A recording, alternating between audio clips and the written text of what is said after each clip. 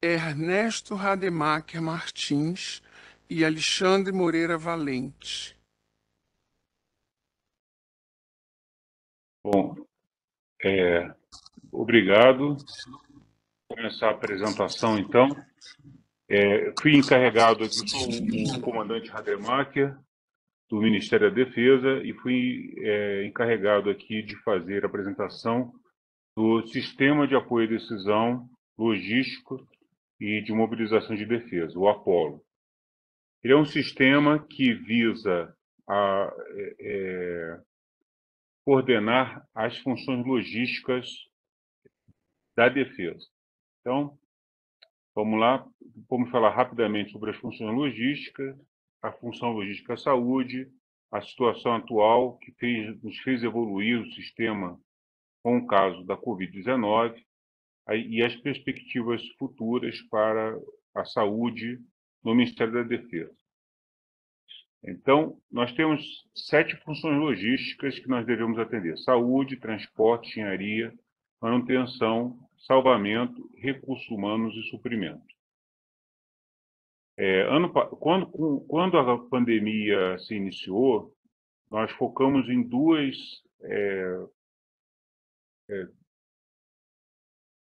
métricas essenciais. Foi a saúde e o transporte, né? Duas funções logísticas essenciais, saúde e transporte. Na época era o brigadeiro Fiorentini que determinou que esses dois tivessem uma relevância maior. Então, como é que funcionou, né? Então, a primeira coisa que aconteceu no início da pandemia foi o transporte de pacientes, oxigênio, vacina, medicamentos, por meios militares. Mas esses meios, eles são muito caros de se operar. E conforme a pandemia foi evoluindo, nós passamos a usar também os meios comerciais.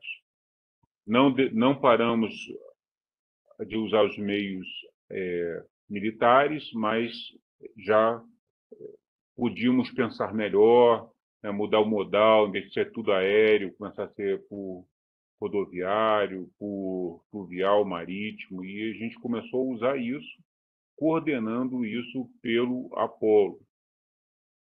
E aí, nós também fizemos a migração dos dados do DataSUS para que nós pudéssemos ter uma ideia de onde possivelmente a família militar ia ser mais atingida.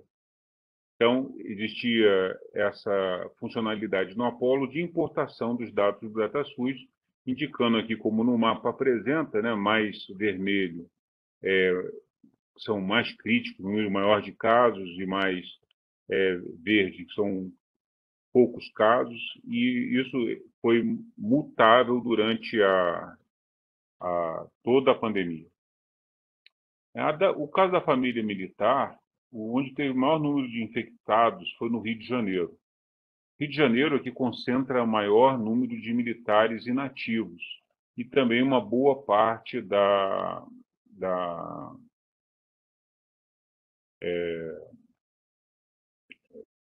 dos dependentes e também dos ativos. A Marinha quase toda é concentrada no Rio de Janeiro. Então, vocês veem aí nesse quadrozinho que nós abrimos, né, é assim que nós apresentávamos os dados. Total de casos, total de óbitos, por força, né, por idade, por faixa etária. Então, a gente fez um trabalho de segregação de informação para que isso fosse útil para o planejador. Então, como é que a gente podia fazer, né? Nós podíamos escolher a região, o estado ou o estado, poderíamos escolher o comando conjunto, a força a que ele pertence, Marinha, Exército, Aeronáutica, né, a faixa etária, que aí de 10 em 10 anos, a situação do militar, se era ativo, inativo, ou pensionista, ou dependente, se tinha comorbidade ou não, e o gênero, né, masculino e feminino. Então, e você poderia fazer também uma combinação entre qualquer um deles, obtendo relatórios gerenciais. Esse aqui é um dos relatórios que nós apresentávamos. Número total de casos, o número total de óbitos e o número total de recuperados.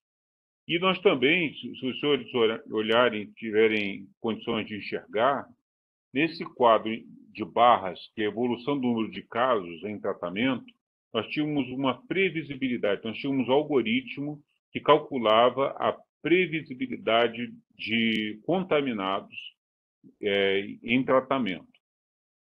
Também podíamos ver no gráfico à direita, né, em forma de setor, a situação dos infectados por data. Então, só tínhamos aqui recuperado já mais de 18 mil pessoas, em tratamento 5 mil e óbitos tinham mais de 1.000 nesse dia, né, de 18, o acumulado até esse dia. Os casos ativos por força, então, nós podíamos também verificar a condição dos militares por força. Isso, para a gente, era muito relevante entender, por exemplo, nesse gráfico, por que a Força Aérea tinha mais do dobro dos casos da Marinha, e mais do que o da Marinha e do Exército juntos. Pouca gente sabe, mas teve óbito de militar ativo, piloto da Força Aérea, e pegou Covid. Eles foram muito usados e sofreram muito com esse transporte. Muitos foram contaminados. Inclusive, o próprio brigadeiro Fiorentini, que era o 4 estrelas, também foi contaminado com a Covid, mas ele não desenvolveu a doença. Então, nós também podíamos fazer um estudo de letalidade por condição do militar, né? Ativo, inativo e outros que são os dependentes e pensionistas. Então, vemos que o caso de ativos era muito pouco, né, para esse dia, e já o dos inativos era muito grande. Então, já desde o início da pandemia, nós já tínhamos entendido que ele atacava mais os idosos do que as outras faixas etárias. Então, todos esses relatórios gerenciais nos ajudavam a tomar decisões de precaução e de disseminação de informação. Outra coisa que nós fizemos foi uma planilha de preenchimento dos dados de leitos. Então, os leitos de enfermaria, né, e os leitos de UTI, separados por Covid e não Covid. Isso, no início, foi pouco entendido que haveria necessidade de separação de leitos Covid e não Covid. Houve um pequeno atraso nisso, mas assim que começaram a entender a dinâmica da doença, viu que não podíamos misturar o pessoal que estava já com debilidade com o pessoal Covid. Então, do lado direito, nós vemos algumas cores, significa que o quão atrasado está no preenchimento daquele hospital. No início também ficou muito focado no comando conjunto, e só para o final da pandemia que isso evoluiu bastante e fomos preenchendo os próprios hospitais. E aí começa um problema. O Apollo ele só roda na rede operacional de defesa. E muitos hospitais não tinham acesso a essa rede. E aí tinha que mandar os dados para o comando conjunto. Qual era a facilidade desse sistema? Quando era mandado por ofício, os dados eles demoravam até 48 horas para chegar. Então, quando eu tomava uma ação, ela sempre era atrasada no tempo, defasada no tempo.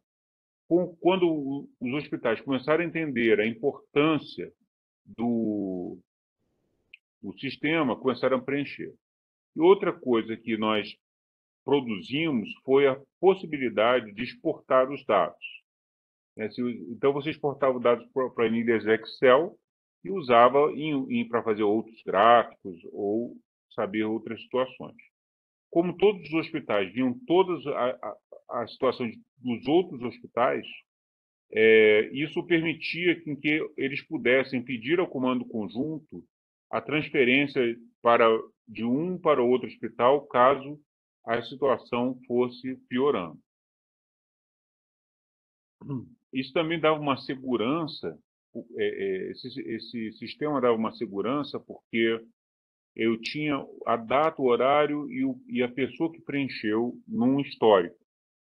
Então, isso realmente era bastante interessante e ajudava na tomada de decisão. Se eu fosse lá e olhasse que a informação já tinha um número de horas de defasagem que o decisor considerasse inadequado, ele mandava um novo preenchimento, né? Ele determinava um novo preenchimento.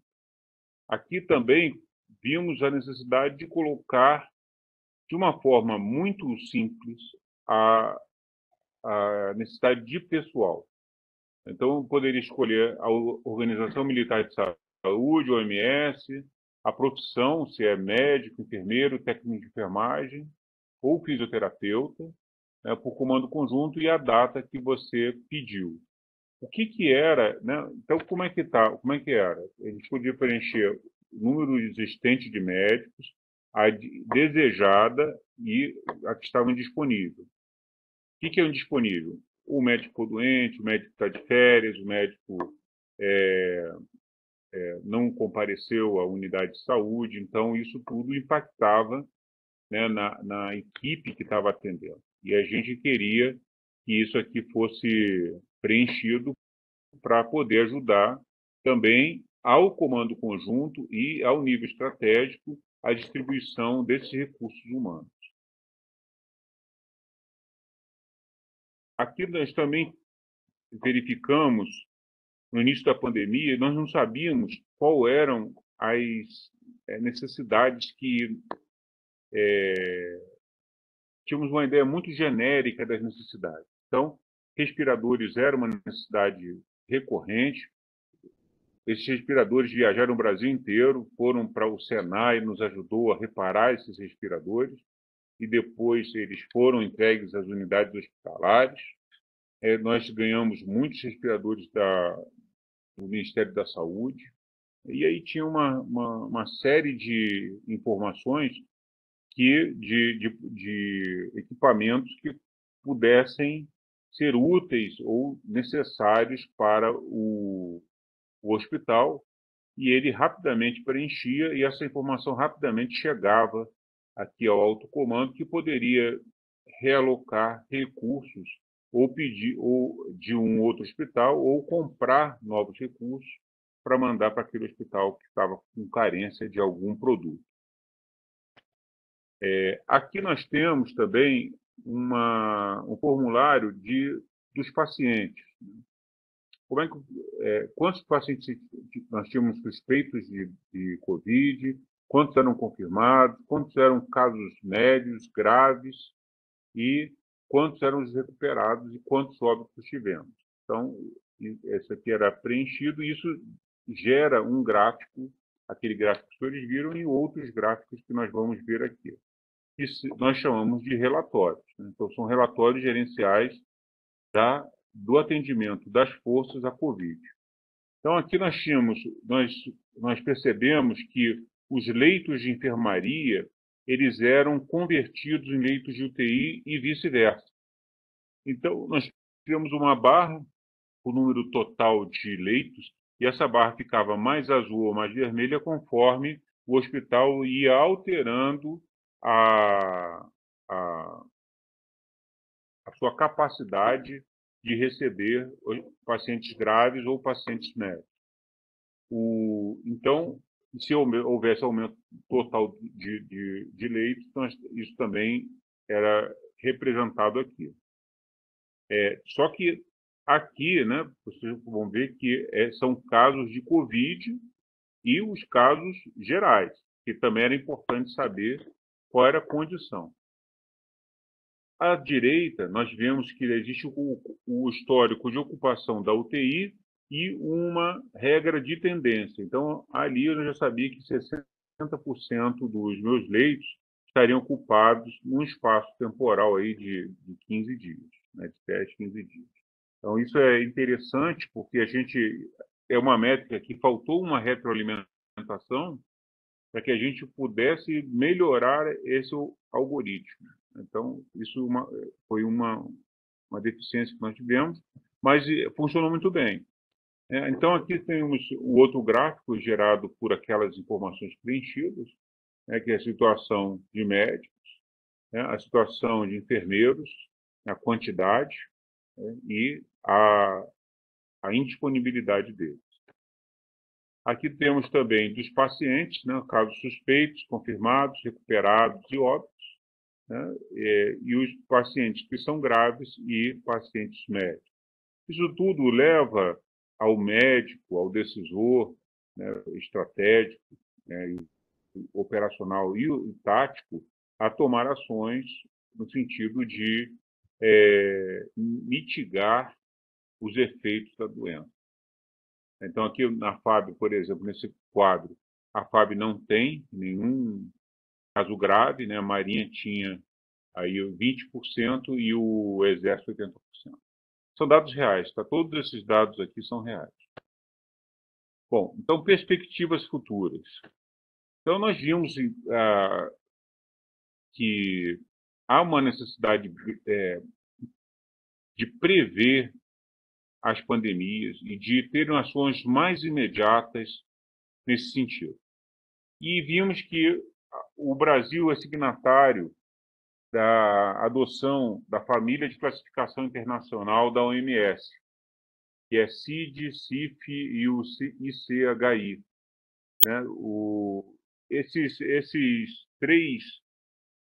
Essas três padronizações de nomenclatura, elas nos levam a uma agilidade e uma convergência na interpretação de dados, na correlação de doenças, e para as Forças Armadas isso é vital. Como nós somos um espaço amostral bem representado, bem representativo da sociedade brasileira, com várias idades, sexo, e espalhados por toda a região todas as regiões do país, nós, com isso, poderíamos ser um elemento de ampliação, dessa pesquisa, validação e incorporação no SUS, futuramente, desses mecanismos, desses sistemas, que me dessem respostas mais rápidas e que eu pudesse fazer estudos estatísticos com pseudo-anonimizações. Ou seja, você não sabe com quem você está lidando, mas você sabe que, por exemplo, todos os capitães de mar e guerra da Armada têm problemas cardíacos. Um exemplo tolo, mas eu começo a ter elementos de pesquisa. Então, não, que na região de Tocantins tem malária. Então, você tem dados científicos, dados catalogados, dados que cruzam com outros dados que me dão elementos de pesquisa e estudo bem relevantes.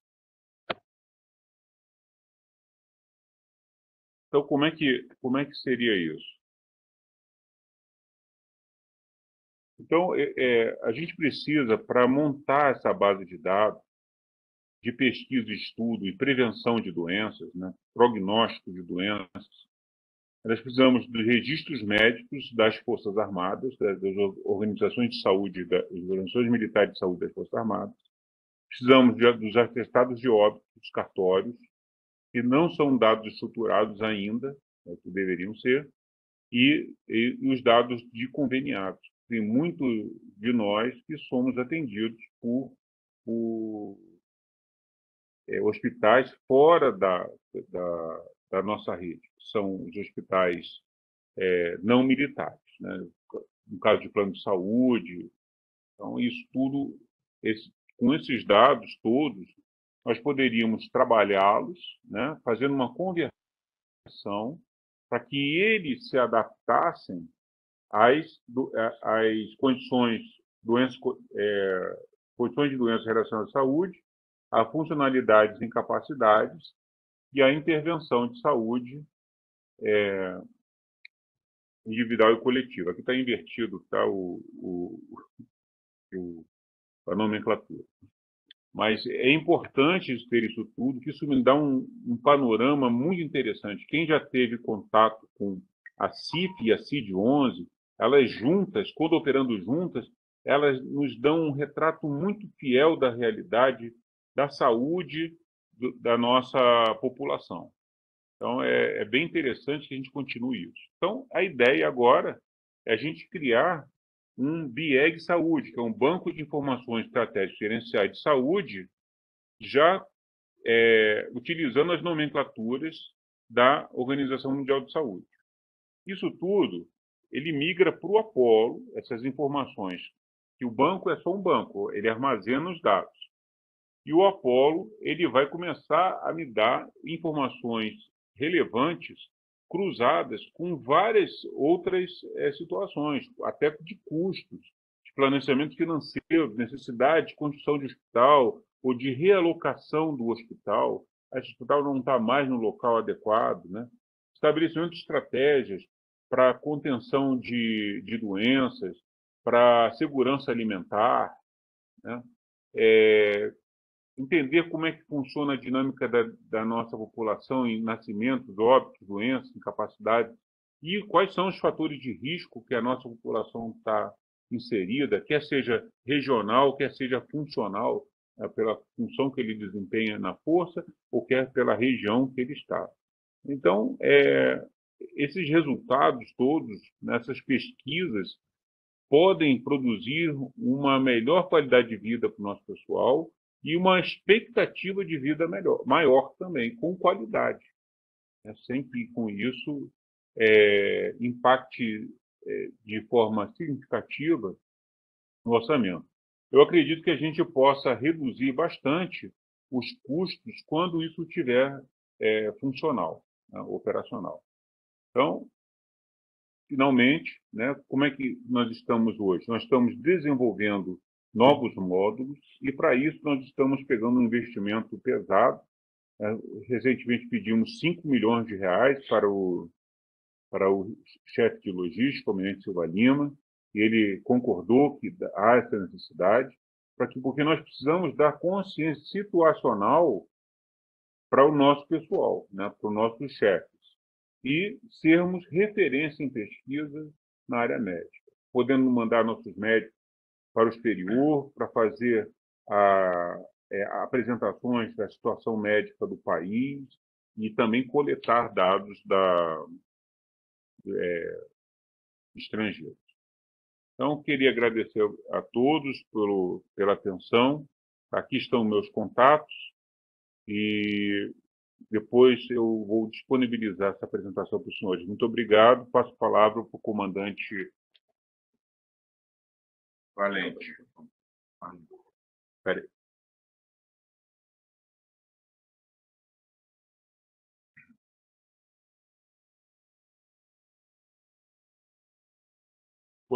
Por favor, os senhores estão enxergando o slide? Sim, né? Então. Bom, boa tarde a todos. Com a permissão do mais antigo.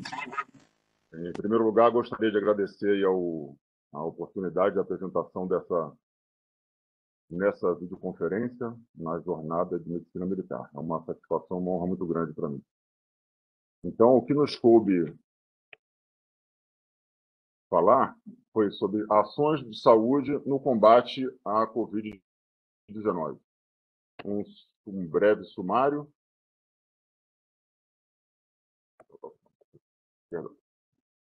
Vamos falar rapidamente o que é a CECISM, que é onde nós trabalhamos aqui, rapidamente sobre o CCLM, sobre o Apollo, obviamente o comandante Rademacher já nos facilitou bastante, ele já fez essa apresentação, e por fim, as nossas ações de saúde, efetivamente.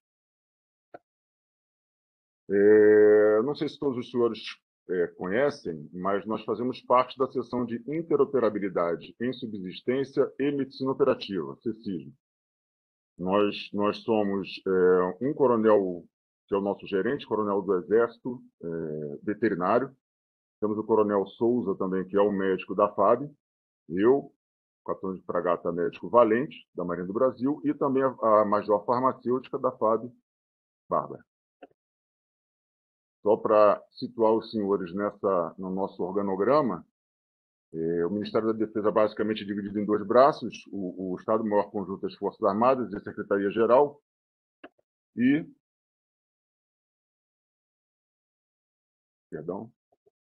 nós ficamos aqui subordinados à SUBLOP, que é a Subchefia de Logística Operacional. Há de repente, conhecimento dos senhores, existe a médico no Ministério da Defesa na parte do DESAS, e seria a parte de saúde assistencial propriamente dita.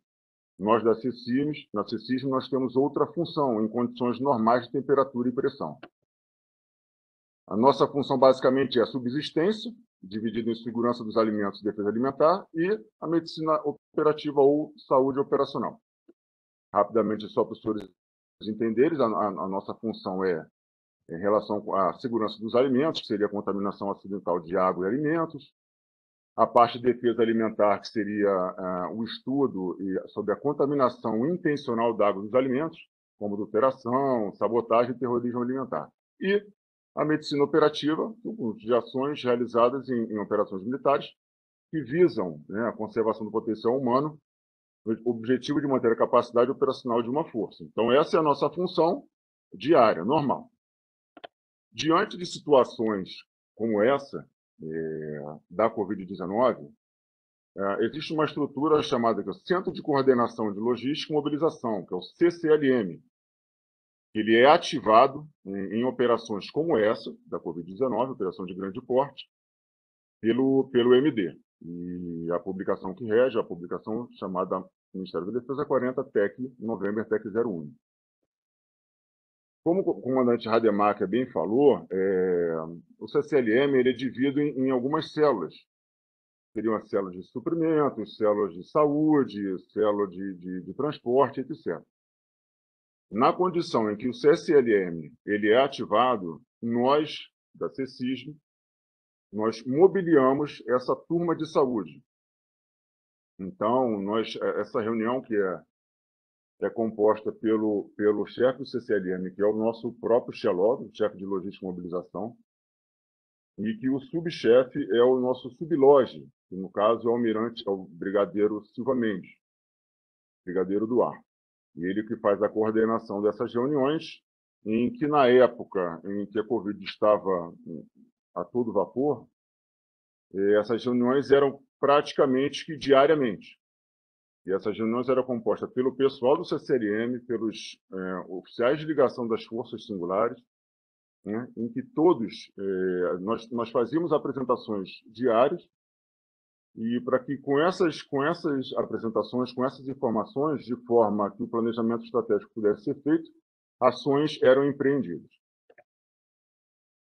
Rapidamente falando sobre o Apolo, então essa é uma parte que também é muito importante para nós, onde nós tínhamos a capacidade de obter informações, painel de Covid da família militar, ou dos contribuintes do sistema de saúde militar, e sobre a logística operacional propriamente dita.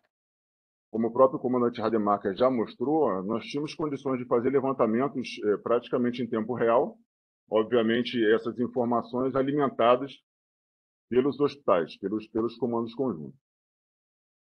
Essa é uma tela que eu chamo a atenção dos senhores, porque é uma tela que nós todos os dias trabalhávamos, né?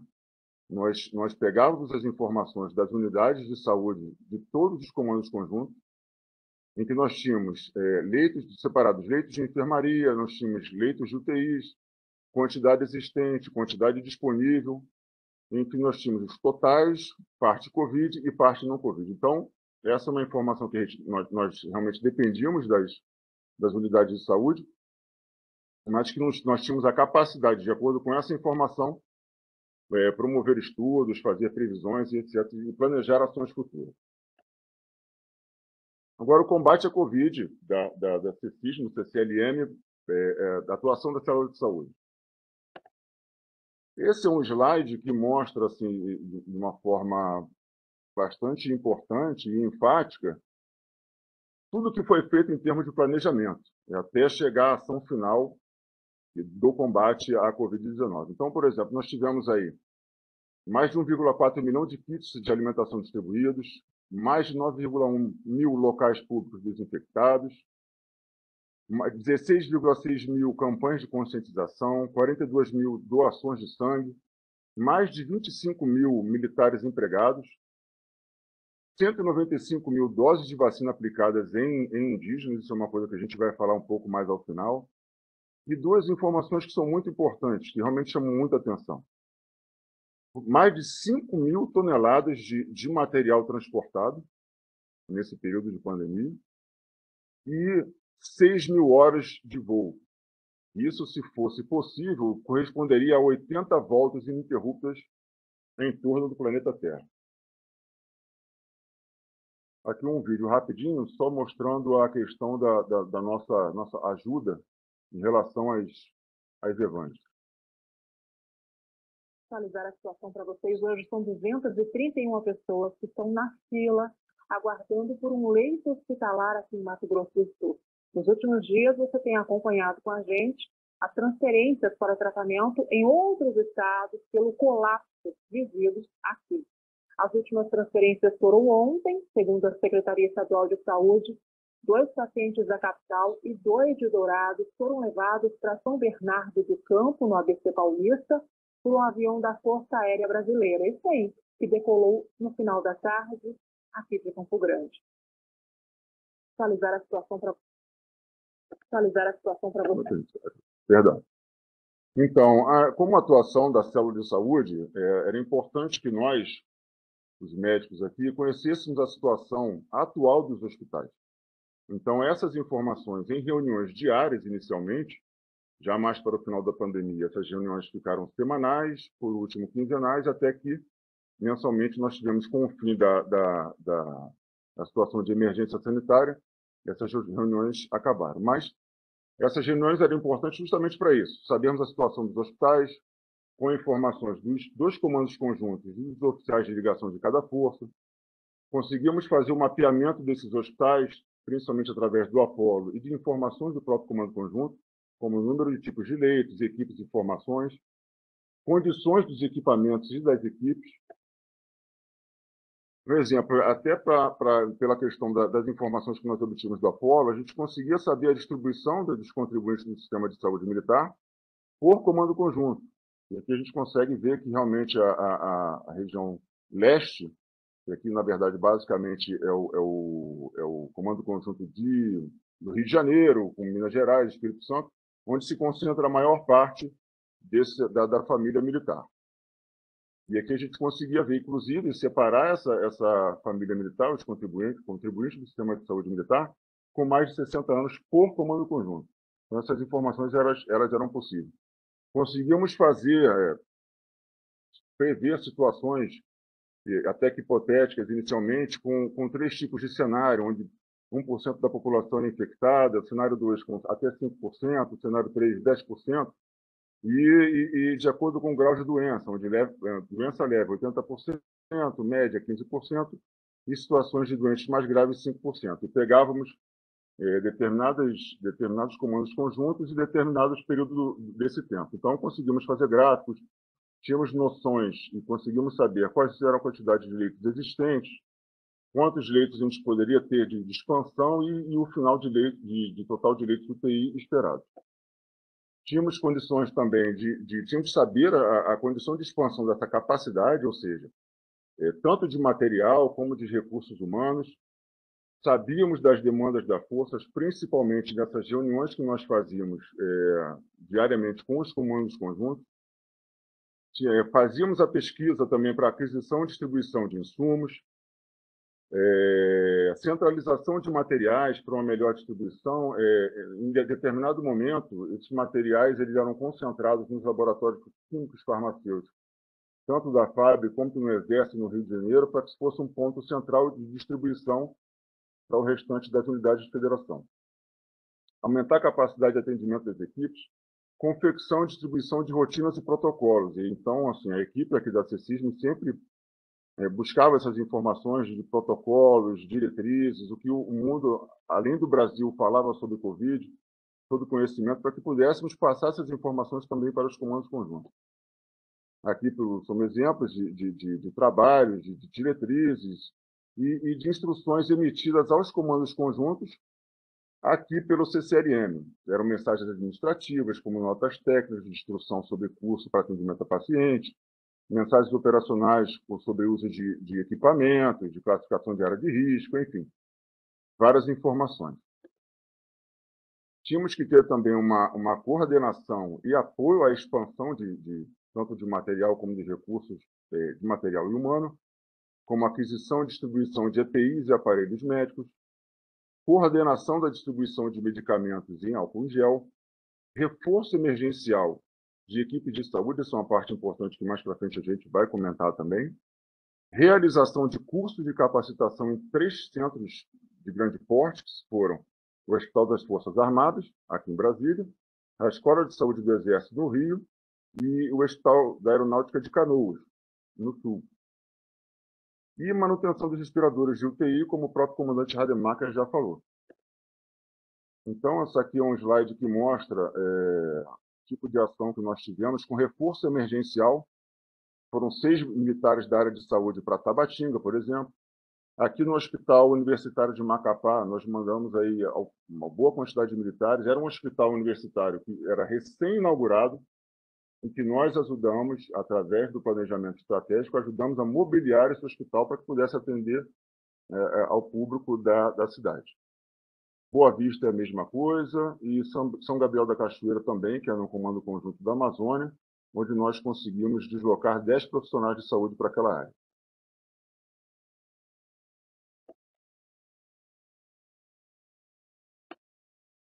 Como falei anteriormente, o treinamento de profissionais de saúde, treinamento hospitalar, onde nós usamos esses 3 centros que eu já comentei, o HFA, o SEX e o Hospital de Canoas. Aqui um exemplo onde nós fazíamos os treinamentos para capacitação do pessoal, para que eles pudessem ter essa noção e conhecimento de como atuar frente ao paciente de Covid, que no início era muito grande a questão do desconhecimento. Era uma doença que era uma novidade para a gente, então esses treinamentos ajudaram na capacitação de 1.098 civis e militares. Como o próprio comandante Rademacher já falou, em relação à manutenção dos respiradores, tínhamos a informação de que 65 respiradores estavam inoperantes. Então, esses 65 respiradores seriam descartados. Foi feito um convênio, sem ônus, inclusive, com o pessoal do Senai, onde 53 desses respiradores foram reparados, ou seja, 82% foram reparados, sendo que só 12 realmente foram descartados. E aqui separado por gráfico, por força e pelo NDI, o total. Tínhamos que ter também a avaliação contínua da evolução da pandemia. Essa reunião, como a gente comentou, com os comandos conjuntos e, na sequência, a reunião do pôr do sol com o próprio Vestelog, nós tínhamos essa avaliação diária. Então, nós tínhamos uma análise epidemiológica tanto dos contribuintes do sistema de saúde, como uma análise diária também da população civil. Tínhamos a estatística dos leitos, onde nós usávamos o sumário diário de situação dos comandos conjuntos e também obtínhamos as informações do próprio Apolo. Nós fazíamos trocas de informações também com os comandos conjuntos, onde muitas vezes eles traziam as demandas deles e muitas vezes nós, de acordo com as nossas previsões e estudos, nós tínhamos alertas, orientações para que ações futuras pudessem ser realizadas. Apoio e sugestões também a áreas críticas. Então, aqui um exemplo da informação, do que nós passávamos nas reuniões. Todas essas informações eram extraídas na reunião do Comando Conjunto e pelo sistema Apolo. Então, nós dividíamos por Comando Conjunto, nós tínhamos a facilidade e a certeza de passar a informação ao Vestelog sobre a disponibilidade do leito por Comando Conjunto. E aqui os senhores observam que está em vermelho eram as unidades que tinham uma capacidade abaixo de 25%. O que seria essa capacidade abaixo de 25%? se numa população de pacientes internados em determinado hospital, se 20%, 25% desses pacientes da enfermaria fossem a uma para a UTI. Então, essa era uma constante que nós usávamos inicialmente de 25%, para saber se determinado comando conjunto tinha condições de absorver esses pacientes ou não. Então, isso aí já é uma informação que foi mais do ano passado, se não me engano, 2021, onde nós tínhamos uma situação relativamente tranquila para os hospitais militares. Da mesma forma, essa informação era passada conforme esse critério de segurança, que inicialmente era de 25%, e mais agora, ao final, já nesse ano, esse corte não era mais de 25%, era apenas de 10%. E, na maioria das vezes, graças a Deus, os hospitais militares já ficavam todos em azul. Aqui é a informação que nós passávamos também na região, na reunião, em relação aos leitos de UTI por unidades da federação dos hospitais civis. Nós obtínhamos isso através de sites e de grupos de analistas em convênio com o Ministério da Saúde, onde nós tínhamos essa informação sobre a capacidade e a taxa de ocupação e disponibilidade dos leitos, também dos hospitais civis. E fazíamos uma comparação, obviamente, em relação aos hospitais militares com esses hospitais civis. E muitas vezes, na grande maioria das vezes, nós tínhamos situações bem mais confortáveis, porque além de termos os hospitais com os seus leitos, a gente sabe que alguns hospitais, principalmente os hospitais de grande porte, eu posso citar o exemplo do Hospital Naval Marcelo Dias, de onde eu vim agora em janeiro para cá, tínhamos a possibilidade de desdobrar leitos de enfermaria em leitos de unidade intensiva. Tínhamos, por exemplo, hoje éramos normalmente 3 UTIs no Hospital Marcelo Dias, chegamos a ter 7 UTIs no Hospital Naval Marcelo Dias. Então, essa capacidade diária era informada às autoridades, fazendo sempre a comparação entre o nosso meio militar e com os hospitais civis. Aqui, mais um exemplo, onde, em determinado momento, o Comando Conjunto do Sul ficou com uma situação também bem ruim, em comparação com os hospitais civis. Tínhamos também a capacidade, de acordo com o Apolo e outras informações do Comando Conjunto, de ter uma análise mais esmiuçada semana a semana. Esses aqui são exemplos já desse ano, onde nós tivemos abril e maio, com algumas semanas destacadas, onde nós tínhamos a cada semana a informação sobre casos novos e sobre óbitos novos. Então, nós fazíamos esse gráfico e também apresentávamos nas apresentações para o VCHLOG e XLOG.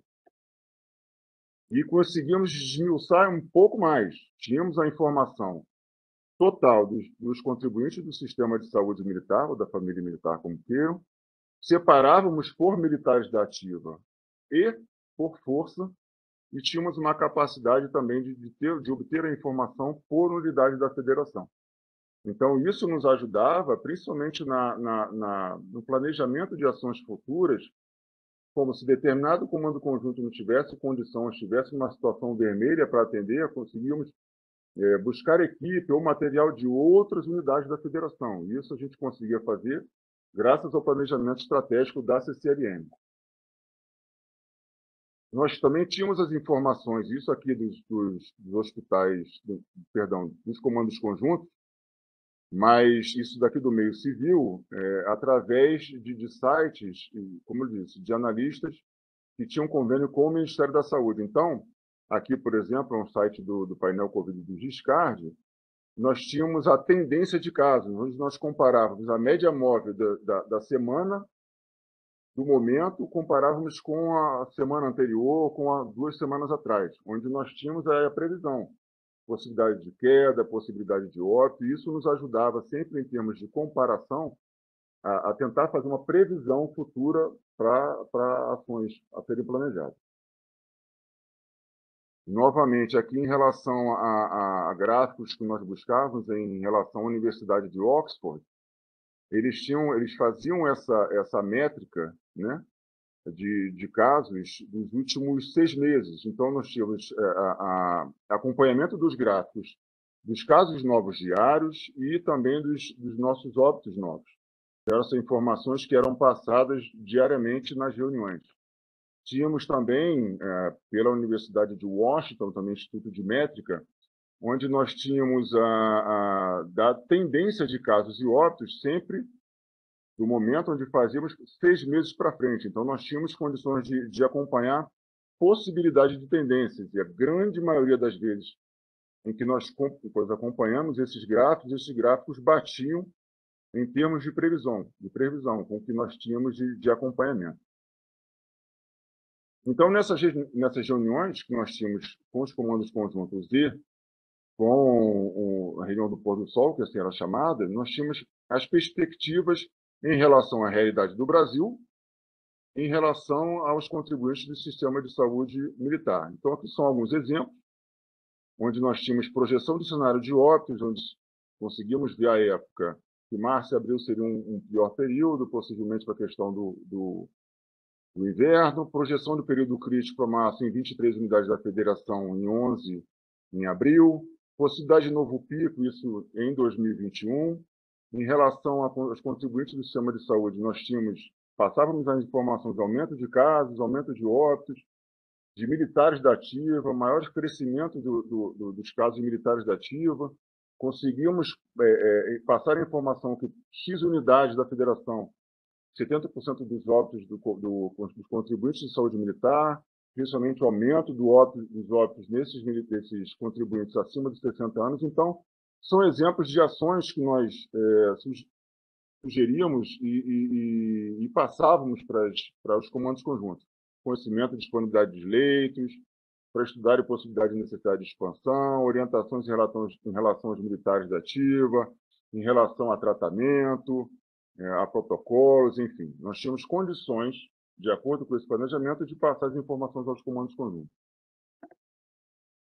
Outra parte importante, que era apoio às missões interministeriais. Nós fazíamos reforços com os hospitais civis, como já foi citado. As nossas equipes de saúde ajudavam também nas missões em localidades indígenas, vacinação em áreas de difícil acesso, vacinação a indígenas, vacinações a atletas no período das Olimpíadas de 2020, evacuações aeromédicas de pacientes. Então, para poder ilustrar, aqui nós temos algumas fotos. Como eu disse, em relação à coordenação das missões de apoio, o Hospital Universitário de Macapá, como eu disse, foram 4 médicos, 4 militares da Marinha do Brasil, 6 militares do DB, 2 da FAB, isso para mobiliar um hospital que era recém-inaugurado e que não tinha recursos humanos suficientes para prover o atendimento à população. Então, com esse planejamento, nós também auxiliamos nisso. Em relação à coordenação ainda de missão, apoio ao Comando de Fronteira do Rio Negro, no período de 5 a 14 de junho, equipes militares foram para 4 áreas indígenas, também com apoio de empresas militares. Nós aqui tínhamos um serviço toda quinta-feira, onde os oficiais superiores davam serviço no COC, que era o Centro de Operações Conjuntas, onde nós compilávamos essas informações, número total de vacinas, número de comunidades indígenas, emprego de viaturas. Então, todas as informações eram compiladas e eram passadas para o Xelog, que passava para o ENCPA, que passava para o Ministro da Defesa. Vacinação de atletas e credenciados. Houve um tempo muito exíguo em relação à vacinação e dos atletas e das equipes como um todo, né, do comitê técnico, que tinham que ir para a área das Olimpíadas. Então, foi feita uma solicitação do COB às Forças Armadas. Então, nós fizemos esse apoio também de vacinação, de total de 1.399 atletas e credenciados foram vacinados com o apoio das Forças Armadas. Em termos de evacuações aeromédicas, eu acredito que isso já tenha sido citado hoje durante o dia nas apresentações, e um dado que chama a atenção, que é importante, das EVANs, onde 867 foram as EVANs auxiliadas em auxílio à população civil, onde apenas 83% foram dos contribuintes do sistema de saúde militar. Quer dizer, a grande maioria nós fizemos em apoio às solicitações do meio civil. Aqui, a gente, para finalizar, só para ilustrar a complexidade que eram essas evacuações aeromédicas, onde nós temos aqui uma aeronave Amazonas com 4 pacientes sendo evacuados. Os senhores saberem, os senhores sabem que são médicos, para a gente ratificar a complexidade que essas EVAs. E outro dado importante, essa EVAN foi lá no início ainda das operações, onde ainda os militares não eram prioritários em vacinações. Então, por isso, como o próprio comandante Rademacher falou, nós tivemos muitos militares com infecção e alguns com desfecho não tão favoráveis.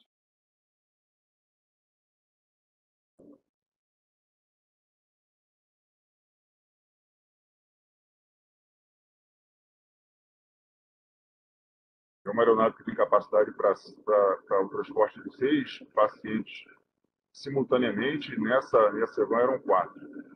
Os que aparecem, mas 2 que estavam à frente da aeronave.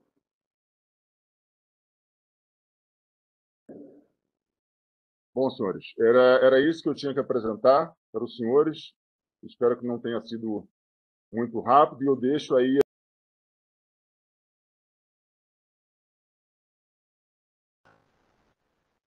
Os palestrantes vão receber os diplomas e o general e Mário para fazer a despedida pela nossa casa.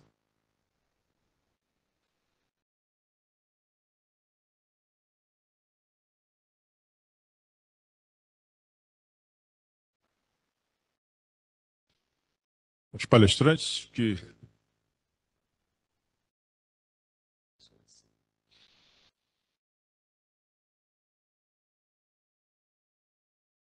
Brigadeiro, só adiantando, com a permissão do senhor, gostaria de agradecer pelo dia de hoje. Foi realmente uma jornada muito enriquecedora para todos nós, até para eu que não sou da área, mas também tive a oportunidade de trabalhar nessa operação do Covid, né?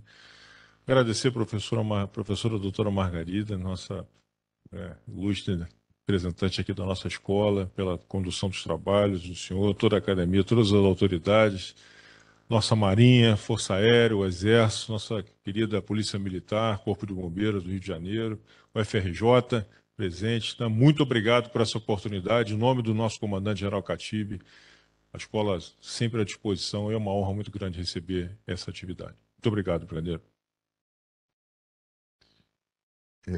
Nós aqui da academia, eu como presidente representando, que temos que agradecer aqui essa acolhida aqui, magnífica aqui na escola. Realmente foi um dia enriquecedor, né? Muito foi tratado, muito discutido, muito conversado. Espero que seja o primeiro de outros tantos, né? E para materializar, né, no jargão dos cursos, né, militares, eu tenho aqui uma lembrança aqui, que eu peço que o senhor passe lá para o comandante da escola, para o general Katibe, e uma para o senhor, e outra aqui para o brigadeiro Hélio, ali, está ali resiliente também, aqui assistindo aqui as aulas.